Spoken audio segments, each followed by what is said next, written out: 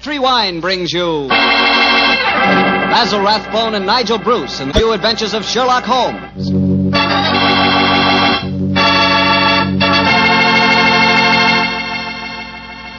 The Petri family, the family that took time to bring you good wine, invites you to listen to Dr. Watson tell us another exciting adventure he shared with his old friend, that master detective, Sherlock Holmes. And I'd like to ask you a short, simple question. Have you ever tried a glass of sherry before dinner? If you haven't, you'll never know what you're missing till you do. And make that sherry Petri California sherry. Because Petri sherry is the best beginning a good meal ever had. Just hold a glass of Petri sherry to the light. Look at its wonderful, clear amber color. Now just get a whiff of that aroma. Bouquet, the experts call it. I'm telling you can just smell those big, luscious grapes. Now, best of all, taste your Petri sherry. Sip it. Sip it slowly so you don't miss one single drop of this truly delicious wine. Yes, without a doubt, Petri sherry is good wine. Oh, and incidentally, Petri makes two kinds of sherry. Regular sherry and Petri pale dry. Both are fine. And if you're not sure which you might like best, do what I do. Don't buy one, buy two. Try them both. And serve them proudly because the name Petri is the proudest name in the history of American wines.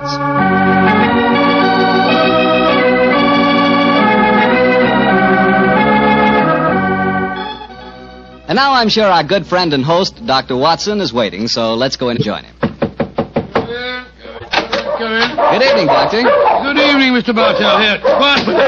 Down, Monty. Down there. Dogs seem very chipper tonight. Yes, tonight, yes, but they've been in disgrace most of the day, Mr. Bartell. Oh? What have they been up to? After the seals again, Doctor? No, my boy, this time it was chickens.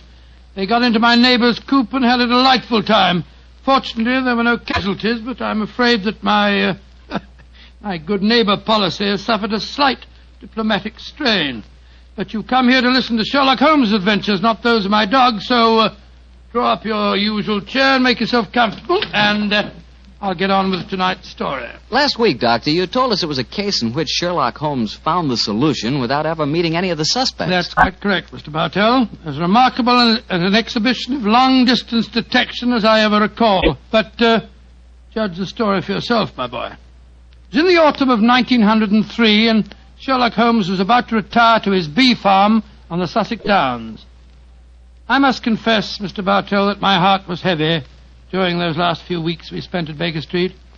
I thought of the countless adventures that we'd shared together. I remembered those many evenings of quiet comradeship and companionship. A fire blazing away in the hearth as Holmes lay back in the shadows playing his beloved violin. And then, Mr. Bartell, as so often happened, there'd be a violent jangle on our doorbell, and some wretched soul in misery would be standing before us and pouring out his troubles. Suddenly the violin would be discarded, and Holmes the dreamer would become Holmes the man of action. Come, Watson, the game's afoot, he'd say. And in a few moments later, we'd be rattling off in a cab through the foggy, gaslit London streets. Yes, Doctor, I can imagine it was pretty hard for you to leave Baker Street. It was, Mr. Bartell. However, as it transpired, there was one more adventure awaiting us before we left. A few days before the actual move, I persuaded Holmes to take an afternoon off from his packing and accompany me on a visit to the laboratory of an old friend of mine, a Professor Jean Boulin. He was an eminent French scientist engaged in very important work at the London University. Oh, by the way, this was at a period, Mr. Bartell, when radium was something extremely new and extremely rare. The university had just acquired a minute but invaluable portion of the element, and Professor Boulin was in charge of the research connected with it. I can remember the picture so well as Holmes stood in the laboratory talking with keen interest to the distinguished scientist. Amazing, Professor Boulin. Quite amazing. Think that this tiny leaden vessel contains one of the most precious substances in the world. Yes, Mr. Holmes. We have a great deal to thank Madame Curie for. This new element may force us entirely to revise our concepts of all physical structure. Your research is a great responsibility, Boulin. It is, Watson. Though I must confess that I wish the authorities here would give me a freer hand. I foresee such infinite possibilities in the use, particularly the medical use of radium. But my conservative superiors seem to regard it only as a toy, a scientific curiosity. Limit your experiments accordingly, I suppose. Exactly. I'm given no opportunity to do anything that's in the least radical. Must be very disheartening. How can research ever get anywhere along those lines? It is a great misfortune, Holmes, that you've determined to retire to your bee farm. This project we could use such an analytical mind as yours. You flatter me, Professor. How many assistants do you have working with you, Buller? 3, but none of them are very inspired, I'm afraid. What? My best assistant is a man named Barker. He's a little on the conservative side, too. But he is extremely adroit. The other 2, a young man called Taylor and the girl Gladys Hughes. They mean well. But gauche, I fear, is the only word to describe them. Why do you laugh, Buller? I was just amused to observe that in describing my assistants, I chanced to be literal as well as figurative. It's odd that random symbolism can sometime... but never mind that.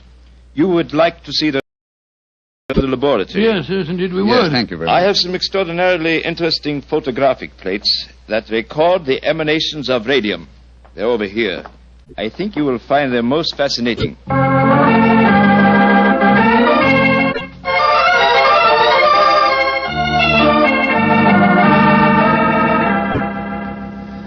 Baker Street, particularly when our rooms are full of packing cases, seems rather drab after the scientific stimulations of Professor Boulin's laboratory. Doesn't it, old chap? Yes, it seemed drab even if we hadn't been to see him.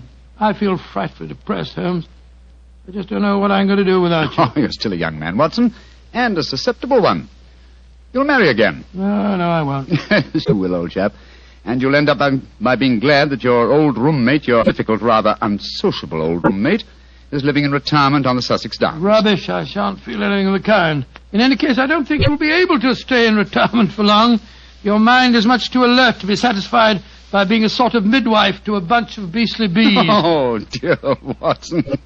I feel that you'll never eat honey again. Yes, you can laugh, Holmes, but I could see how excited you were when Bull suggested that you might help him with his radium experiment. Flattering suggestion, I must admit, my dear fellow. Just the same, Oh, now, who the devil's that? From the urgency of the tug on the bell pull, I'd say that it was a client. And go and head him off, will you, old chap? Yes, I'll do my best.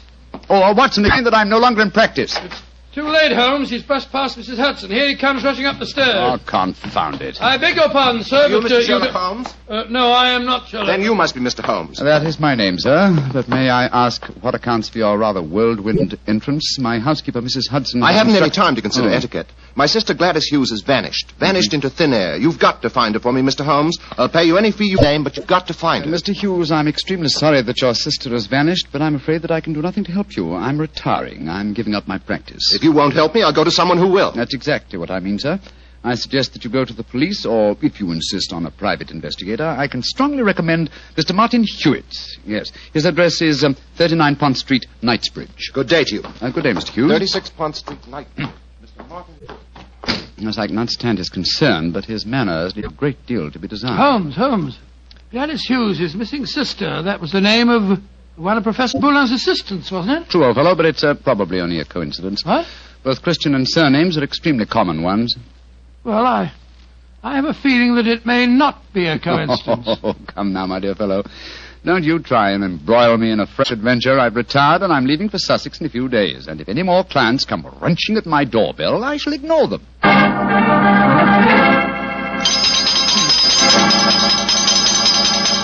But, Mr. Holmes, you've got to help me. My son, Geoffrey Barker, has disappeared. I'm sorry, Mrs. Barker, but I'm afraid I'm... Holmes, Geoffrey Barker was the name of Professor Boulin's chief assistant. Watson, please believe me when I say that I'm not to be inveigled into any further...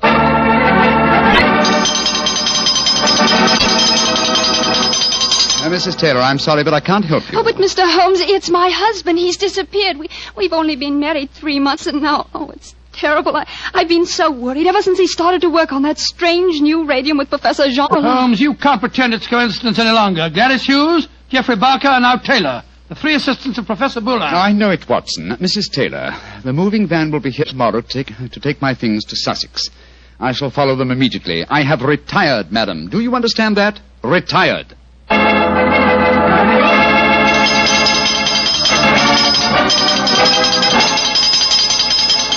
Yes, another telegram for you, Holmes. That'll be the fourth today. Why was Scotland Yard alone? Well, it's a pretty strange business. 3 people engaged in research of this new element radium have all disappeared within 48 hours.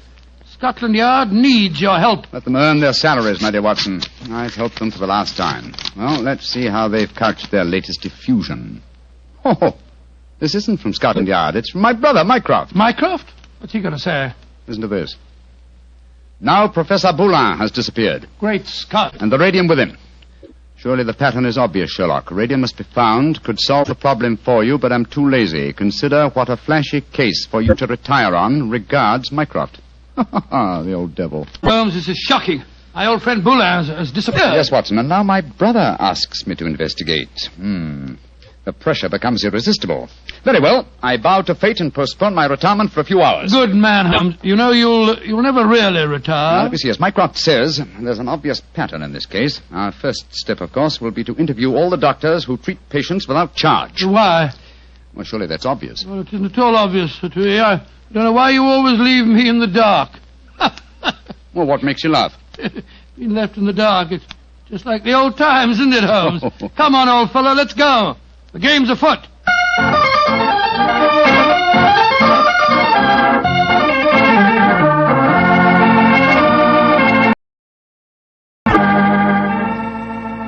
Dr. MacDonald, this is Mr. Sherlock Holmes. Mr. Sherlock Holmes. I'm very glad to meet you. And are you, Dr. MacDonald? I swear that I've never been in as many doctors' offices as I have today. But Mr. Holmes is in search of some information. Perhaps, Doctor, you can help him. I'll do my best. What do you want to know, Mr. Holmes? Whether you have any charity patients with skin eruptions or growths of any kind. I mean, patients that have not kept their appointments recently, perhaps. Now, let me see. Why, yes, I do. Old Mrs. Pendle. She has a very bad case of lupus.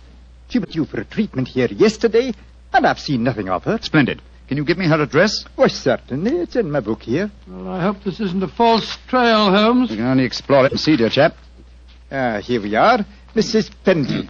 36 Elm Gardens, Clapham. Mrs. Pendle, 36 Elm Gardens, Clapham. Thank you, Doctor. I'm greatly obliged to you.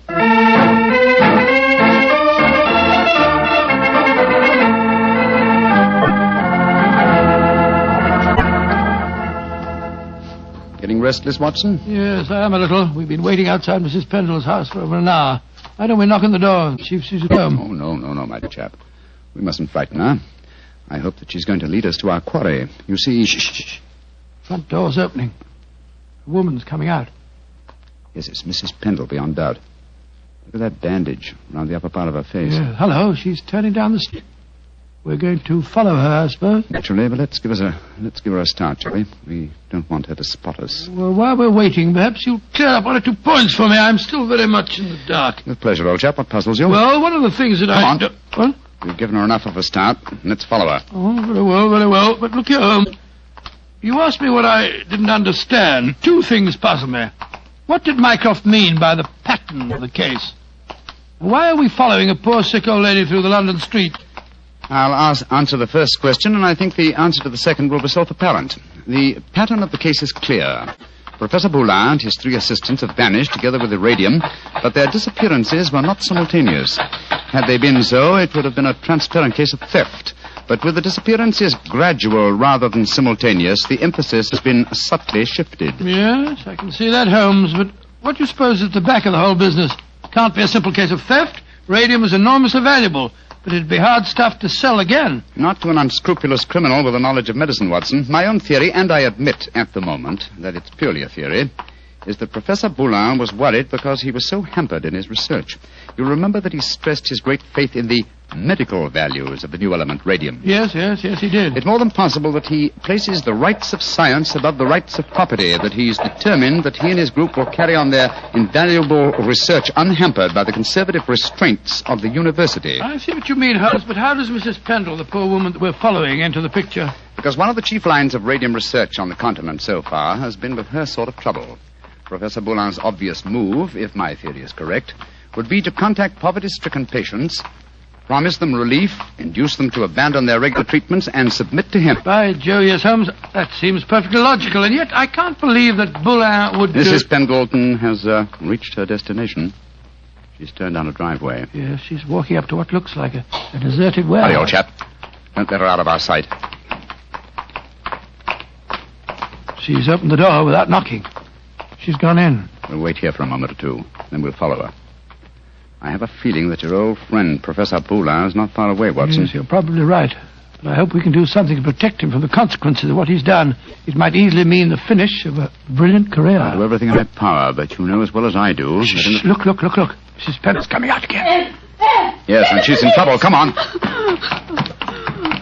Mrs. Pendle, what's wrong? I don't know how you know my name or who you be, but you ask me what's wrong. They tell me to come here to this address, and I find a doctor who'd help my face. I comes here, and what do I find? What did you find, madam? A corpse, sir. That's what I find. A dead man lying there in a great pool of his own blood.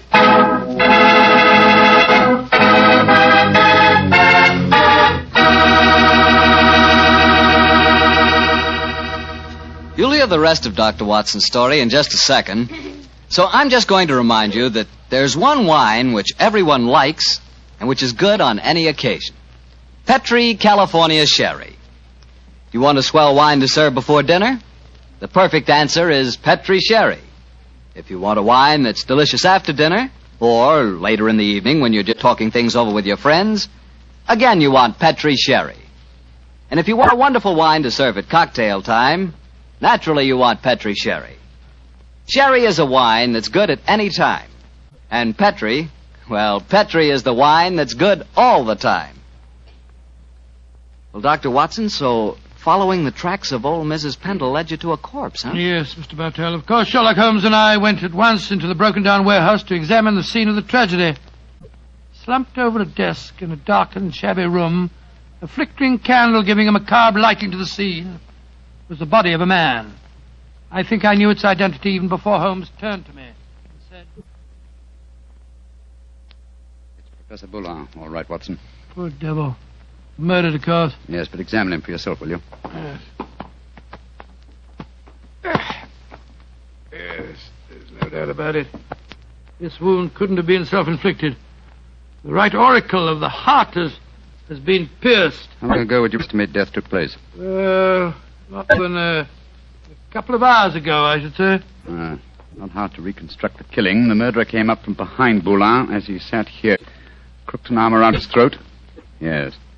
See the finger marks on the right-hand side of the neck? Here? Then stabbed him in the chest. And then withdrew the weapon and disappeared. Leaving no traces, confound it.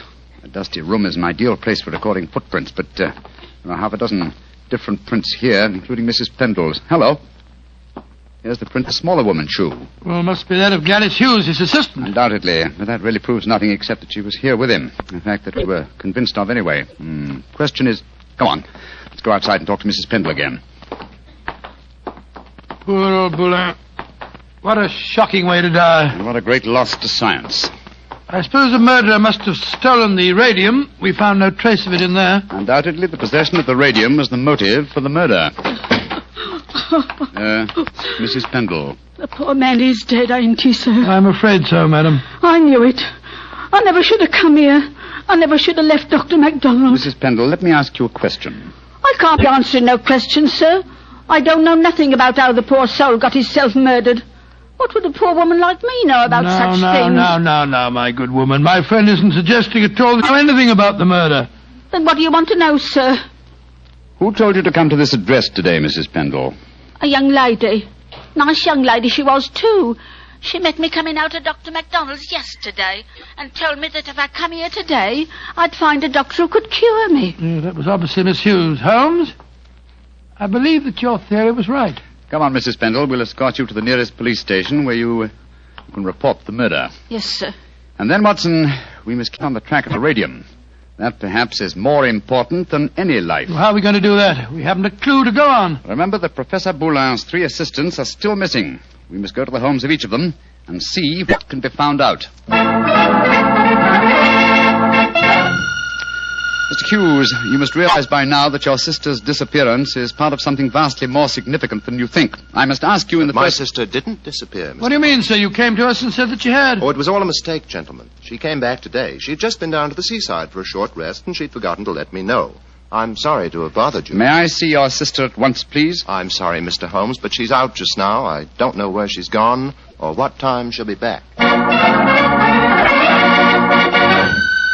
Mrs. Barker, I've come to you about your son's disappearance. I'm afraid that But my son didn't disappear, Mr. Holmes. It was all misunderstanding. He came home today. Then may we speak to him, please, Mrs. Barker? Oh, I'm afraid that's impossible. You see, he...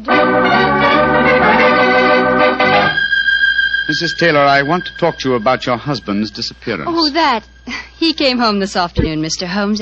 At first I was so suspicious, but when he explained, well, I'm sure you know how it is in the first few months of marriage, those little tips.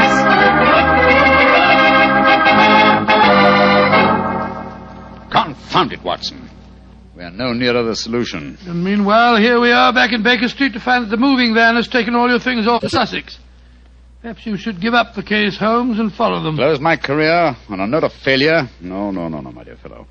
I shall not leave London until this problem is solved. Oh, in that case, I'll sit down. Looks to me as if it may prove a lengthy wait. I've rarely felt more frustrated, Watson. All three vanished technicians home safely with plausible stories, or at least plausible alibis, and poor Boulin murdered, the radium stolen. Well, I must say it makes no sense to me. But it must make sense. The pattern was well enough to find in the beginning. It's just a question of finding the right key. In a way, it's clear enough what's happened. One of the three assistants, placing the financial value of radium above its value to science, murdered Boulin to obtain the prize. The other two, fearing that their complicity in the original plot would involve them as accomplices in murder, ran home and established an alibi. And the murderer did the same thing, for it's obvious one of the three must be the killer and the thief. Yes, the question is, which one of the three is the culprit? If only poor Boulin were alive, he could help us. My dear chap, if Boulin were alive, there would be no murderer. Oh, of course it wouldn't. Now, let's see. Boulin gave us a few bare facts about his three assistants. I wonder... But of course, Watson! I have the answer. The case is solved. What do you mean, Holmes? How can it be solved? You haven't done enough investigation. If it comes to that, you haven't even seen any of your three suspects. That isn't necessary. Oh, you know who did it? Yes, Watson, and so should you. But we know nothing to set them apart from each other, except that one of them's a girl. We know more than that, my dear fellow. Think hard. Well, Boulin told us that Geoffrey Barker was an excellent technician, while the other two were somewhat clumsy. We know even more than that. Well, I'm just if I know what, Holmes. I shan't even need to stay in London and follow the case through to its logical conclusion. A telegraph to Mycroft and another to Scotland Yard to take care of it, yes. And I can be in Sussex before the moving van, after all. Oh, you mean you're going now, before the case is solved? But it is solved, my dear fellow. All that remains to be done is some purely routine work. What's the time? Look, it's just 3 o'clock. Splendid. If we hurry, we can catch the 3:45 express from Waterloo. We? Yes, I was counting on you spending a few days down there with me, old chap. I hope you can spare the time. I should hate to make so drastic a change without my good old friend Watson at my side. Oh, of course. I'm delighted, but what, my dear boy? The case of the disappearing scientists. Wait until we get to Sussex, shall we? As soon as I get an answer to my telegrams, I'll explain the whole thing to you. And now let's hurry, shall we? Our train leaves in 40 minutes.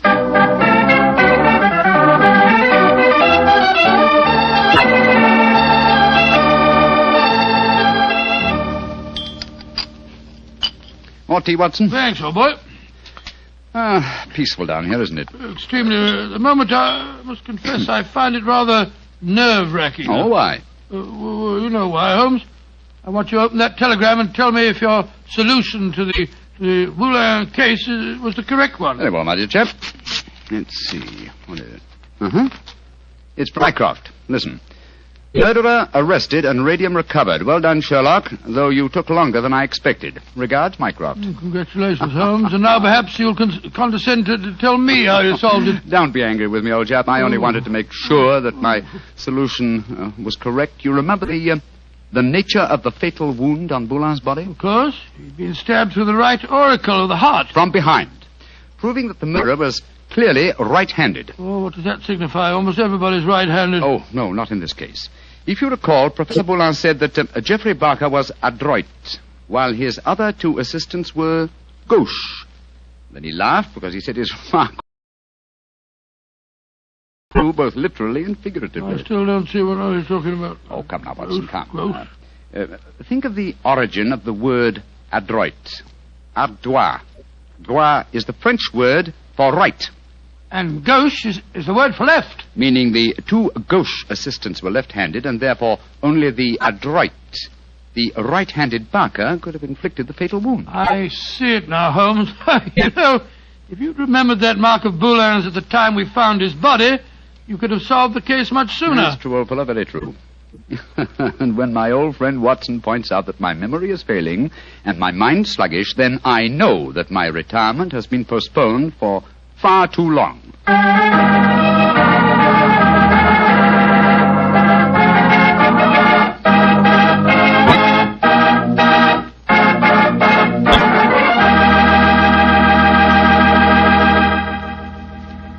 Well, so Holmes really went through with his idea of becoming a bee farmer. Yes, of course. It became one of his favorite hobbies. Do you know anything about the raising of bees? Oh, nothing at all. The only connection I've ever had with bees was very remote. Once I had the hives. Once you had the... Oh, no, Mr. Barker. Oh, yes, Dr. Watson. But seriously, I do know one thing about bees. Even when you know all about them, you're apt to get stung. That's true enough. So I'll make my hobby Petri wine. You know, you can't miss when you buy Petri wine, because Petri wine is always good wine. The Petri family has been making fine wine for generations. In fact, they started way back in the 1800s.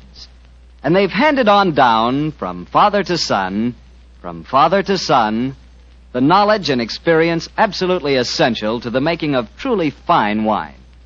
And since the making of Petri wine is a family affair, you can be sure that the name Petri means something on a bottle of wine. Those letters Petri are more than a trademark.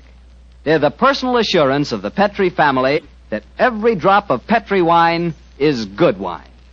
So when you buy wine of any type, you can put your faith in the Petri label, because Petri took time to bring you good wine. Well, Dr. Watson, what new Sherlock Holmes story are you going to tell us next week? Well, now, let me see. Next week, Mr. Bartell, I'm going to tell you about one of the weirdest adventures that Holmes and I ever had. It concerns a haunted chapel in the wilds of Cornwall, strange organ music that played at midnight, and the headless ghost of a murdered monk.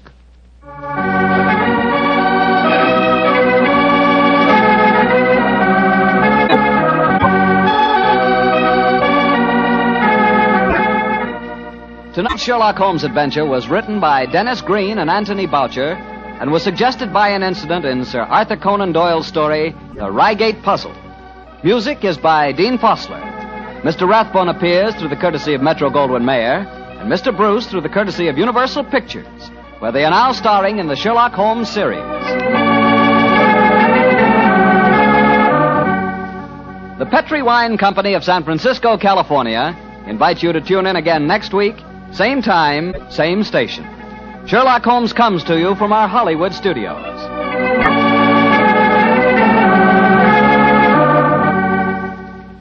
This is Harry Bartell saying good night for the Petri family.